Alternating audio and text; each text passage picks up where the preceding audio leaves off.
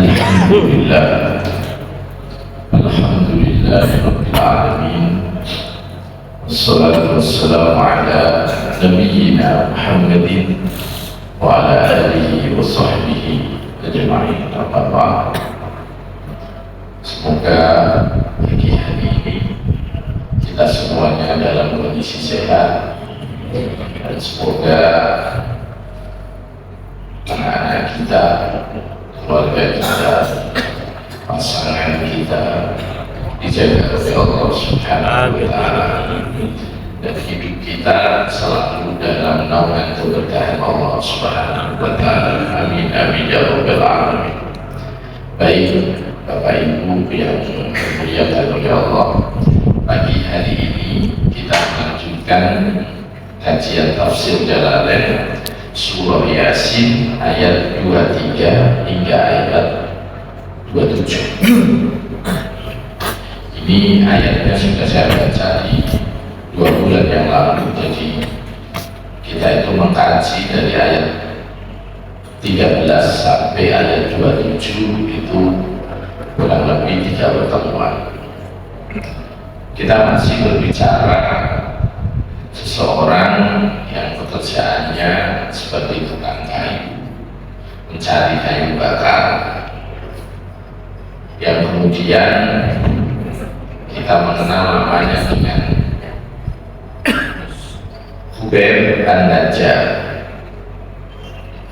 yang dia sudah wanti-wanti sama kaumnya. Dia datang dari tempat yang jauh, bukan di perkampungan tapi di luar perkampungan, memberi nasihat kepada orang-orang itu, yang itu diabadikan di dalam Al-Quran. Wajah min aqsal madinati rajulun yas'a, datang seorang laki-laki yang dari Aqsa itu artinya jauh dari perkampungan. Maka kenapa disebut Masjidil Aqsa yang ada di Palestina? Itu artinya jauh dari kota Madinah, jauh dari kota Makkah, maka disebut Al-Aqsa. Aqsa itu artinya jauh. Wajah min aqsal madinati rajulun yas'a. Yas'a itu beda dengan jalan biasa. Kita mengenal kalau dengan haji, umroh, di antara rukunnya adalah sa'i. Sa'i itu berjalan, tetapi dia agak beda, lebih cepat. Jadi yang namanya Khubayb An-Najjar itu lari dengan jalan cepat untuk ngasih tahu supaya kaumnya itu ya qaumin tabi'ul mursalin, supaya kaumnya itu mengikuti para utusan yang dikirim oleh Allah untuk berdakwah di Antioquia. Maka beliau memberi beberapa alasan kenapa mereka harus iman kepada para rasul itu. Yang pertama, Khubayb An-Najjar mengatakan, ittabi'u man la yas'alukum 'alaihi ajra. Ikutilah orang yang tidak mengambil sepeser pun upah untuk dakwahnya. Dia tidak kemudian mengambil keuntungan ekonomi dalam dakwahnya. Ikuti mereka. Ittabi'u man la yas'alukum 'alaihi ajra wa hum muhtadun. Kedua alasan dari Khubayb, mereka ini orang-orang yang mendapatkan petunjuk. Makanya Bapak Ibu, hidayah itu mahal yang luar biasa. Saya ulangi ini, hidayah itu mahal yang luar biasa. Orang kadang dan merasa bersalah walaupun dia itu menyakiti perasaan pasangannya, entah innaudzubillah min dzalik, entah selingkuh. Orang kalau tidak nyadar, tidak dapat hidayah dari Allah, ya dia tidak merasa berdosa. Kedua, orang dalam aktivitas bekerja, kalau dia tidak dapat hidayah dari Allah, cara kerjanya tidak benar, itu yang merasa dirinya merasa benar. Makanya Khubayb mengatakan dalam diabadikan di dalam Al-Quran, selain mereka tidak mengambil sisi ekonomi dalam dakwahnya, yang kedua wahum muhtadun, mereka ini orang-orang yang mendapatkan petunjuk. Maka kita ini minimal dalam satu hari 24 jam kita itu selalu berdoa 17 kali ihdinas siratal mustaqim. Karena memang kita jadi manusia itu posisi alfanya itu besar sekali, posisi lupanya itu besar sekali. Makanya bentar jenengan akan ngomong netek kalau ada orang yang perilakunya kebetulan tidak baik, jangan menjelekkan. Pas betul memang dia lagi tertutup pintu hatinya. Orang kalau sudah tertutup itu baik, ya dia tidak tahu kalau itu baik. Dia tidak tahu jelek pun dia tidak tahu kalau itu jelek. Itu kalau orang sudah belum dapat hidayah. Mau orang bilang apa ya gelap mata. Maka hidayah itu maka yang luar biasa. Bahkan kita itu mengulang 17 kali dalam sehari. Belum sholat sunnah qobliyah tidak. Belum kalau jenengan tahajud, belum kalau jenengan Tuhan. Mahal wa muhtadun. Kemudian dilanjutkan ini di pertemuan kita yang lalu. Wa ma liyala a'budul ladzi fatarani wa ilaihi turja'un. Alasan Tuhan kemudian mengajak kaumnya, alasannya apa?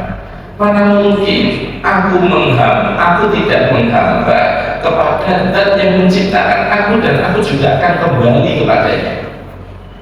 Mana mungkin wa ma liyala a'budul ladzi fatarani. Mana mungkin aku kemudian menghamba kepada zat, aku tidak menghamba kepada zat yang menciptakan aku dan aku akan kembali kepadanya. Di 2 hari yang lalu saya ngaji kitab Bidayatul Hidayah karya dari Al-Imam Al-Ghazali. Beliau itu begini, manusia diri kita ini Bapak itu aneh. Anehnya kenapa? Mereka itu bela-belain anggap saja usianya 60, bela-belain pagi sampai sore, bahkan ada yang kadang kerja pagi sampai malam, ada yang bahkan sampai keluar kota 5 hari 4 hari ninggalin keluar untuk bekal kehidupannya, mencari manusia. Sampai kita manusia itu berpikir bahwa kita harus kerja keras, nanti di hari tua santai. Sudah manusia itu aneh, kata Imam Ghazali. Anehnya apa? Mereka mempersiapkan betul kehidupannya yang hanya sementara, usianya 60 tahun maksimal 100 tahun itu di-prepare betul sampai dia harus punya deposito, dia punya investasi di mana, dia harus punya kos-kosan untuk hari tua, di-prepare betul, padahal dia tahu dia akan mati dan itu hanya sementara kehidupan yaumil ma'ad pada hari di mana fidaril akhirah yang para ulama menyebut dengan istilah abadal abad, kehidupan yang selamanya, malah tidak di-prepare. Jadi kita awal DWKP menungso itu kadang melangkah mengambil jalan yang salah untuk kehidupan dunianya. Dia lupa memprepare kehidupan yang abadi, khalidina fiha abada. Tambah dia melakukan kesalahan hanya untuk kenikmatan hidup yang cuma 60 tahun. Bahkan Imam Ghazali itu mengkritik manusia itu lucu, anggap saja 100 tahun usianya, anggap saja begitu. Kalau 60 tahun saja, beliau mengatakan manusia itu di sini mungkin ada yang dokter. Manusia itu umumnya beliau mengatakan jangan sampai tidur lebih dari 8 jam. Kenapa? Dia mengatakan kalau kamu tidur 8 jam saja, usia 60 sepertiganya itu sudah kamu ambil untuk tidur. Berarti berapa? 20 tahun yang kita pakai untuk tidur. Apalagi mohon maaf kalau kita masih muda, nggak begitu perhatian dengan ibadahnya nanti kalau sudah mendekati pensiun, rajin ke masjid, rajin semuanya. Berarti cuma berapa tahun kita ibadah serius. Makanya sampai Hubeb An-Najjar yang diabadikan di dalam Al-Quran, dia mengatakan bahwa dia itu dari fakroni wa annahu ilaihi raji'un. Bagaimana aku tidak menghamba kepada Tuhan yang menciptakan aku dan yang nanti aku juga akan kembali kepadanya. Makanya ibu bapak, ya kalau kita lihat teman sahabat kenalan dengan kerja kok melakukan sesuatu yang tidak baik, entah korupsi, entah kerjanya tidak benar, entah urusan keluarga atau apa, itu yang ada itu yang paling gampang itu ya apa ya Hubeb An-Najjar itu kalau dalam tafsir Munir disebutkan itu yang diucapkan beliau persis yang diucapkan Kanjeng Nabi ketika Kanjeng Nabi berdakwah ke Thaif dilempari batu, Allahumma hdi qaumi fa innahum la ya'lamun. Ya Allah, anugerahkan hidayah untuk tahu itu karena mereka tidak tahu. Apa artinya jenengan konco dikandani pun boten saged dikasih tahu sudah tidak tahu. Ya jangan hanya cukup ya Allah tunjukkan hidayah untuk sahabatku karena dia tidak tahu. Namanya tidak tahu itu ya dia gelap, tidak tahu jalan. Ada jalan terang, ya dia ya bablas gitu aja. Jalan yang jelek dianggap bagus. Kita tidak bisa menjudge orang hanya dari perbuatan sekarang. Final itu yang tahu Allah. Mungkin teman kita jelek apa, tapi siapa yang jamin bahwa itu akan menjadi seterusnya? Tidak ada. Makanya kalau kita punya saudara, punya teman, punya kenalan, kalau dia lagi tersesat, ya sudah kita doakan. Ya Allah anugerahkan itu hidayah untuk sahabat. Kalau jenengan berhadapan dengan pemimpin yang mungkin boleh, maka yang bisa jenengan lakukan adalah ya Allah anugerahkan itu hidayah untuk pemimpin. Kalau memang pemimpinnya baik, dengan doakan ya Allah anugerahkan kekuatan kepada pemimpin untuk memimpin bangsa. Seperti itu. Baik, kita masuk di ayat 23 sampai 27. Bismillahirrahmanirrahim. A'atahi ana ta padha ngalam, a'atahi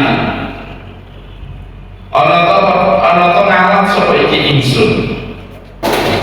Fil hamzataini dalam iki hamzah loro utawi lafal a'atahi fil hamzataini dalam hamzah loro. Minggu yang tadi saking lafal a'atahi ma utawi barang. Takut damakan wis dingin nopo iki ma fi'aan dan tahu dalam lafal a'an dan tahu. Wa huwa utawi iki hamzah ini di dalam lafal a'an itu istifhamun iku istifham di makna nafi kelawan makna nafi.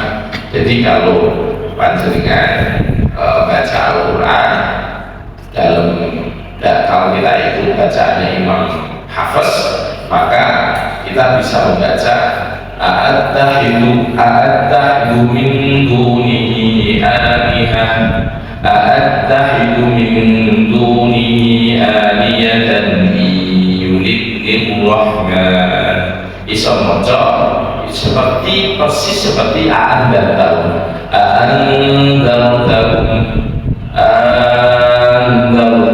ada baca seperti itu. Kemudian min duni nyatane saking liyane Allah, ayat ini tegese liyane Allah, alihatan ing dadi pangeran, alihatan ing berhala, ayat asnaman tegese pira-pira berhala. Iyuridna lamun ngarepno, nah iyuridna lamun ngarepno ing iki ingsun sapa Ar-Rahman dan kang welas asih didurin kelawan pemaratan latu beli mongko ora ono iso nolak ninyatane saking ingsun apa syafaat kudu pitulunge iki alihan allati za'amtumu kaka padha nyono sapa sira kabeh iki alihan syaitan ing suci-suci. Kata Hubaib an-Najjar, beliau menyampaikan bahwa aku tidak akan menyembah kepada Tuhan kecuali Tuhan yang telah menciptakan aku dan aku akan kembali kepadanya. Kemudian beliau bertanya, apakah kalian mau mengambil Tuhan, menjadikan patung-patung itu menjadi Tuhan yang apabila Allah yang Maha Pengasih berkehendak untuk kemudian memberi madarat atau apapun, iyulidna rahmanu bidurin, ketika Allah yang Maha Pengasih memberi bahaya, la tughni anni syafa'atuhum syai'an, maka berhala yang kamu sembah itu tidak akan bisa memberi pertolongan sama sekali kepadamu, kepadamu. Ini kalau kita tengok sejarah para nabi yang ada riwayat tentang penyembahan itu hampir ujian terbesarnya ya nyembah patung. Ya, Nabi Ibrahim urusan nyembah patung, Nabi Nuh sama, Nabi Musa itu ya ada sesembahan patung-patung itu ada, tapi yang kemudian yang buat patung itu yang merasa seperti Tuhan. Hampir semua Nabi termasuk Nabi Muhammad Shallallahu Alaihi Wasallam. Wala yumkinuna lan iso nyelametno sapa iki alihani ing ingsun utawi lafal iki wala yumkinun iku sifatun dari sifat alihatan sifat lafal alihah. Ini satemene ingsun ida ing dalem mangsa iki ain abad tu tegese menyembah sapa ingsun wae ing saliyane Allah lafil total demi kuyukti ing dalem kesasar mungkin ingkang katero. Kata Hubaib an-Najjar, bagaimana kalian itu mengambil Tuhan yang dimana kalau Tuhanku yang Maha Penyayang itu memberi bahaya pada kalian, mereka tidak bisa apa-apain. Mereka tidak bisa apa-apain. Yang berarti kan Nabi Ibrahim alaihissalam patungnya dihancurin semua, kemudian supaya mereka ini dikritik secara langsung ya, patung yang paling besar itu yang dikasih kapannya, terus ditanya kepada mereka, siapa yang hancurin patung ini? Ibrahim jawabnya, itu yang paling besar yang hancurin. Dan mereka kan berlogika, penduduknya belum, tidak mungkin patung bisa menghancurkan gitu. Loh, pertanyaan Nabi Ibrahim kan terus dibalik, jangan tidak bisa menghancurkan, ngapain kalian coba? Nah makanya Hubaib an-Najjar bertanya, anta itu min duni aliyah iyulidnir rahman la iyulidnir rahman bidurri la tughni anhu syafa'atuhu syai'an wa la yumkin. Makanya kalau kita bicara tentang konsep apa itu, konsep ketuhanan, Nabi itu Pak tadi malam ngaji tafsir surah Yusuf juz 12 jalan cepat. Yang unik itu si Allah itu kalau ngambil seseorang menjadi seorang rasul itu cara pertama itu laki-laki. Wa ma arsalna bir rasulin illa rijalan nuhi ilaihi. Tidaklah aku utus seorang rasul kecuali dia dari golongan laki-laki. Itu menegaskan sebagian orang ada yang berpendapat ada 4 nabi dari golongan perempuan, yaitu Hawa, Ummu Musa, Maryam, Hawa, Ummu Musa, Maryam, kemudian Asia, yaitu istri dari Firaun. Bahwa nabi itu, rasul itu pasti lagi. Wa ma arsalna min rasulin illa rijalan nuhi ilaihi. Jadi Gusti Allah yang mengutus Rasul istilah. Yang kedua, Allah itu pasti mengambil bukan dari orang pelosok yang tidak ada di tengah masyarakat terus hidupnya menyendiri. Semua Rasul, semua Nabi yang diambil adalah orang-orang yang secara sosial bersinggungan dengan masyarakat. Semua yang tengok itu Musa dengan kerajaan yang ada di dalamnya, Fir'aun, Nabi Muhammad dengan di tempat yang sangat strategis, di mana di situ menjadi ampilan para pedagang dan bahkan Mekah menjadi pusat perdagangan.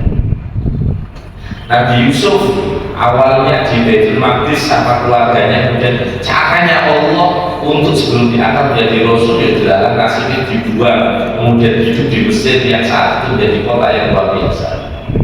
Jadi coba tak bacakan ayatnya, saya juga nggak maksudnya baru paham ternyata kriteria itu ada di surah Yusuf.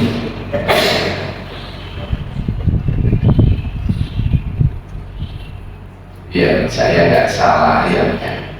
Baik. Wa ma arsalna min qablika illa rijalan nuhi ilaihim, dan tidaklah aku mengutus sebelumnya Muhammad kecuali laki-laki. Maksudnya siapa? Nuhi ilaihim, aku beri wahyu mereka, yaitu pasti laki-laki. Yang kedua, min ahlil qura, dan pasti aku ambil dari ahlul qura itu apa? Ya, kota tempat di mana banyak orang berkumpul. Aku tidak mengambil seorang rasul min ahlil balad, min ahlil balad. Aku gak ambil dari orang yang jadi rasul yang dia mungkin hanya sibuk dengan satu komunitas. Karena mohon maaf Bapak Ibu, mindset orang yang sibuk dengan banyak karakter orang itu beda dengan orang yang hanya sibuk dengan satu karakter orang. Contoh, saya contohkan saja, mindset beragamanya orang kota dengan orang desa yang tidak sibuk dengan banyak orang pasti. Yang di kota itu sibuk dengan banyak ras, banyak suku. Di kota sibuknya dengan banyak agama. Jadi kan kalau mungkin kalau sama saya kayak saya di Jawa Tengah, di kampung sisir, paling seluruhnya Islam, seluruhnya Jawa. Kalau dia di Madura ya, di kampung seluruhnya Madura, seluruhnya Islam. Tapi kalau dia di kota, tetangga dengan Nasrani, tetangga dengan Buddha, tetangga dengan ini Sunda, tetangga dengan Madura, tetangga dengan Jawa, tetangga dengan Bugis, sehingga itu membentuk pola pikir yang berbeda. Maka Allah itu ketika mengutus seorang Rasulullah, maka arsalna min qablika illa rijalan nuhi ilaihim, illa rijalan nuhi ilaihim min ahlil qura. Ketentuannya itu min ahlil qura. Jadi seorang pemimpin itu dibentuk oleh lingkungan di mana dia hidup. Kalau dia sudah terbiasa dengan selalu dengan banyak orang, maka cara berpikirnya, cara dakwahnya juga berbeda. Di kampung itu Pak, hanya level MPB orang dia gontok-gontokan ngomong menisah. Tapi coba di kota, sebenarnya di kampung itu kalau orang Nasrani siji dirasani orang beda dengan di kota. Maka Rasul kenapa diambil dari secara basic, dia lahir dari lingkungan yang di situ sudah maju. Kanjeng Nabi di Mekah itu sudah kumpulnya orang macam-macam, karena Mekah itu kota perdagangan, berarti kan banyak orang yang datang. Sama kayak dengan di perumahan ini, karena efek dari kerja kemudian beli rumah di sini, kemudian kumpul dengan orang berbagai macam. Dan itu membentuk mindset, cara berpikir, cara berperilaku itu beda ketika dengan di kampung. Makanya ini Masya Allah, apa namanya, Khubayb An-Najjar itu ketika berkomentar, kalian itu apa namanya, kenapa mengambil Tuhan yang seandainya Allah yang Maha Penyayang itu memberi bahaya kepada kalian, Tuhanmu itu tidak bisa menyelamatkan kalian, kok kalian jadikan Tuhan itu gimana kalau dia tidak bisa kasih pertolongan?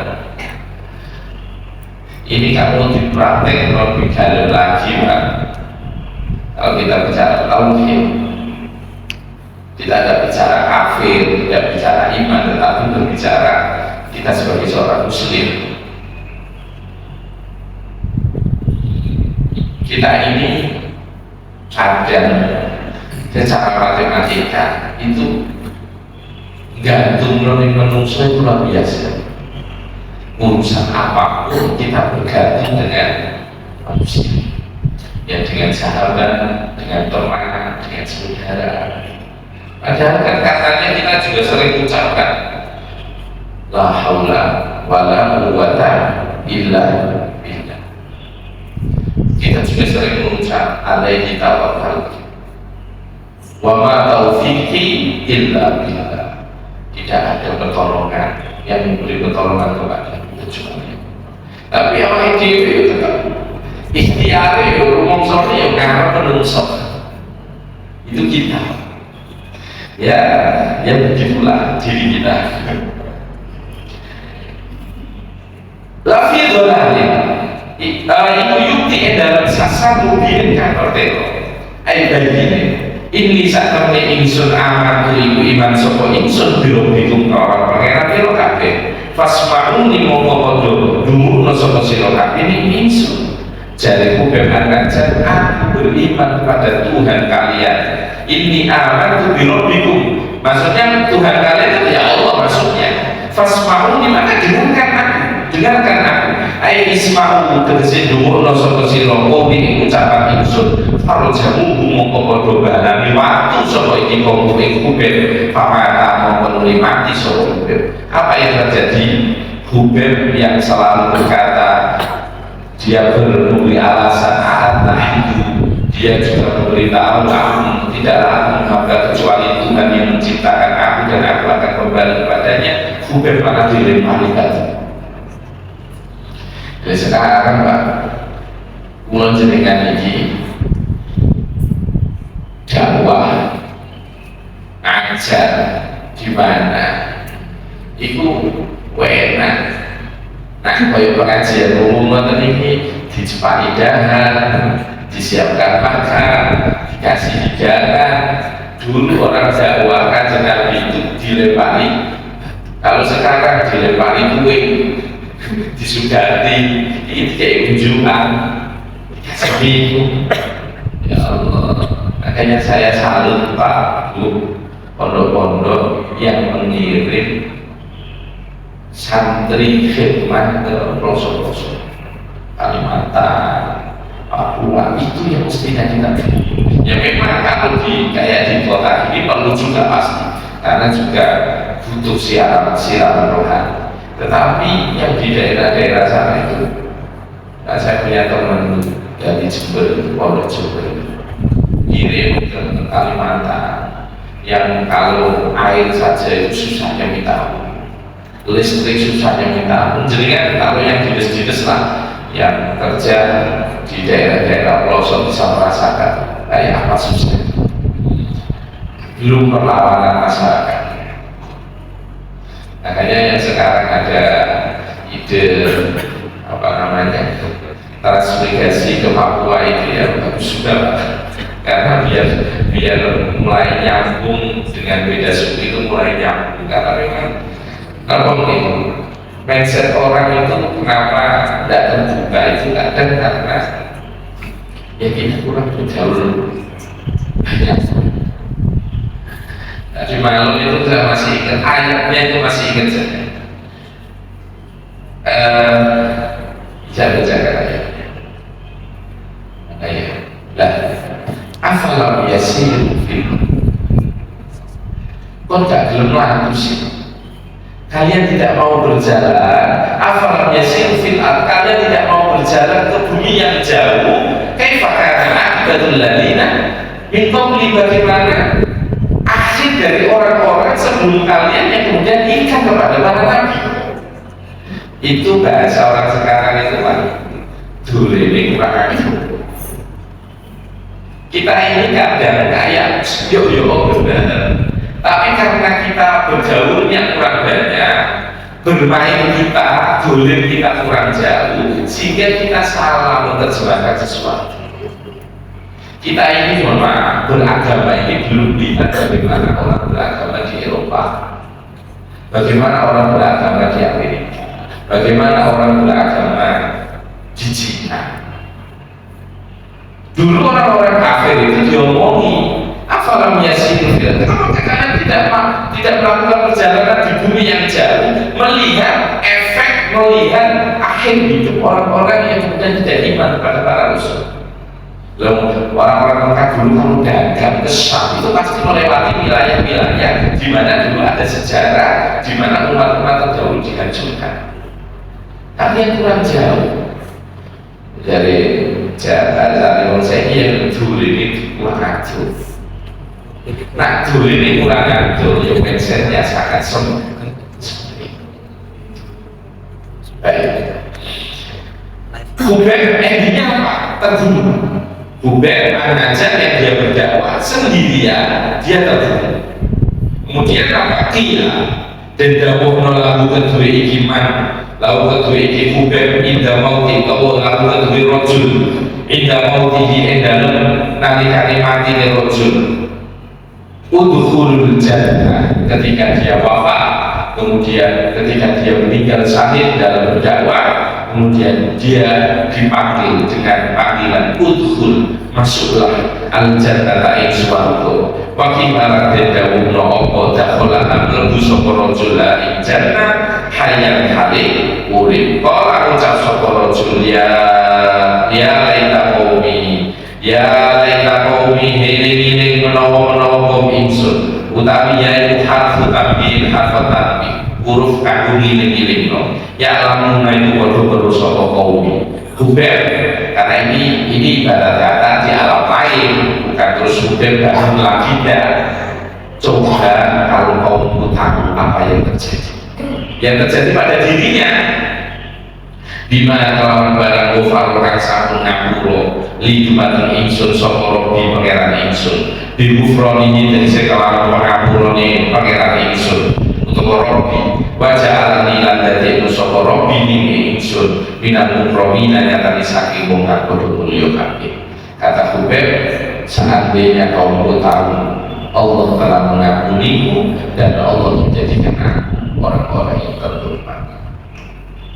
Makanya orang mendakwah itu kalau jenengan tengok sejarahnya Nabi, Bapak Ibu,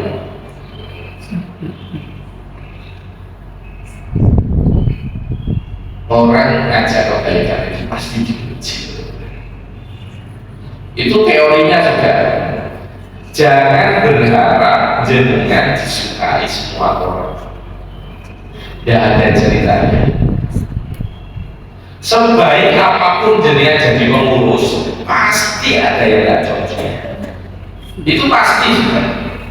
Kok levelnya kalau jenengan kanjeng Nabi wapi kowe ngono ae tetep gak dicocoki. Kurangnya apa? Jadi kalau seumpama ada pemimpin orang masih tidak puas, itu wajar. Lo kanjeng Nabi saja di Madinah itu yang nggak mensukai bukan satu dua orang munafik, orang Yahudi, dan itu jumlahnya bukan satu dua orang, itu ribuan orang. Itu kanjeng Nabi, apalagi kita yang juga sering melakukan kesalahan, kepleset dan macam-macam. Yang susah itu kan menyadari kesalahan. Orang itu kadang tahu bahwa ini tidak baik, tapi sadar menyadari bahwa ini tidak baik, itu yang susah. Makanya saya itu punya teman ya, karena ketika sudah selesai semua, dia sadar semua, terus mau apa ya, dulu saya tidak pernah sampai sekarang melakukan ini dan macam-macam. Ya saya bilang, yaitulah hidayah. Datangnya di saat sekarang, tapi beruntung masih ada di sana. Saya itu dulu itu punya teman Pak, pedagang pasar di salah satu daerah kecamatan di Pati, Jawa Tengah. Beliau itu,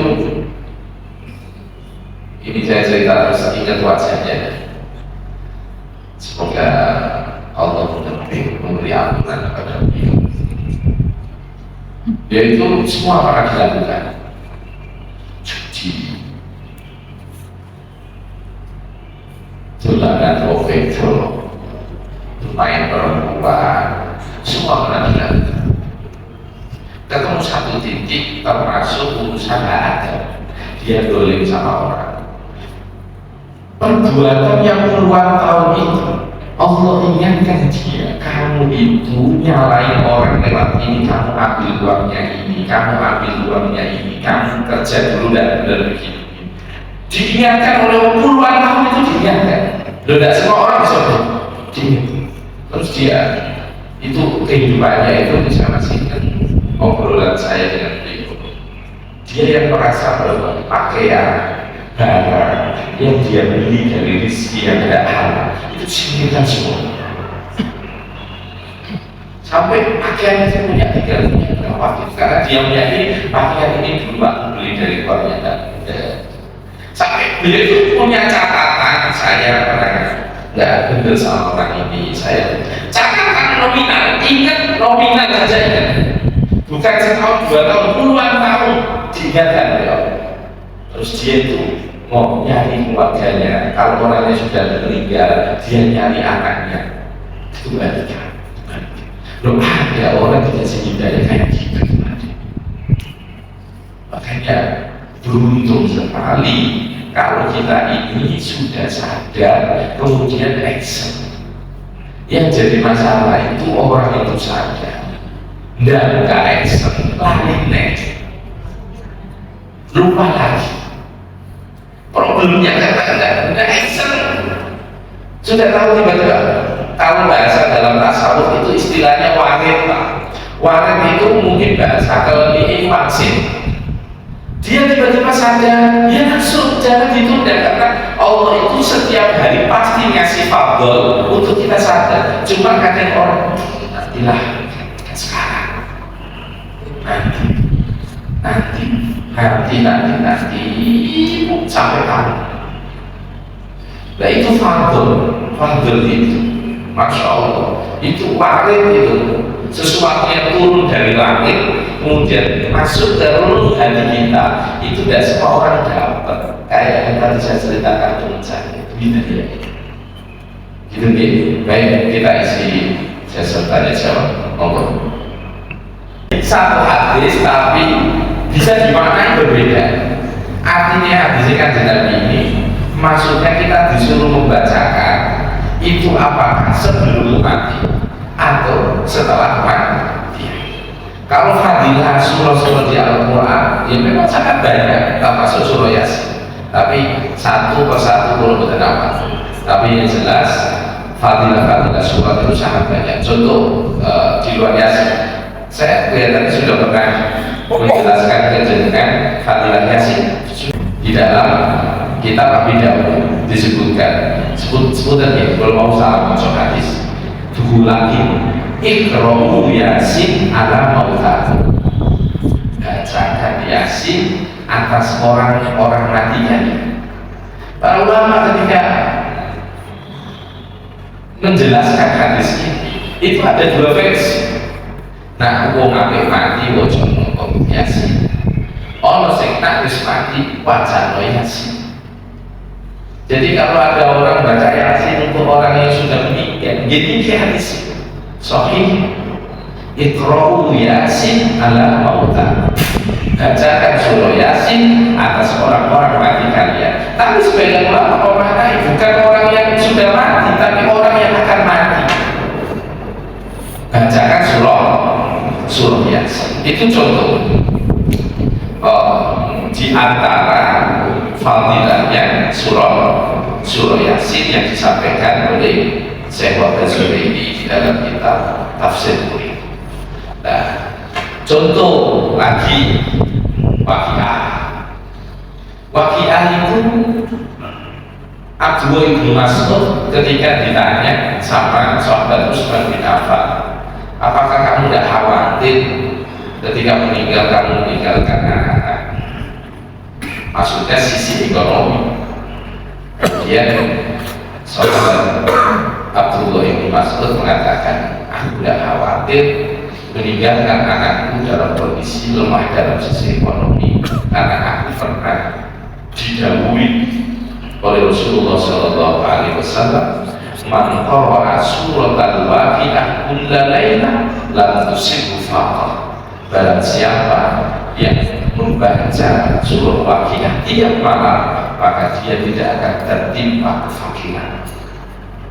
Nah, surah-surah di Quran itu hampir semua ada tentang fadilah. Al-Baqarah di halaman terakhir.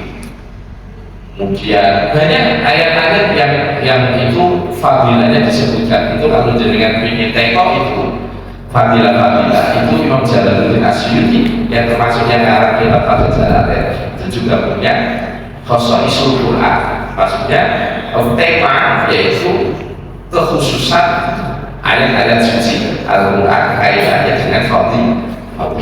Itu dia masih paling. Al-Fatihah.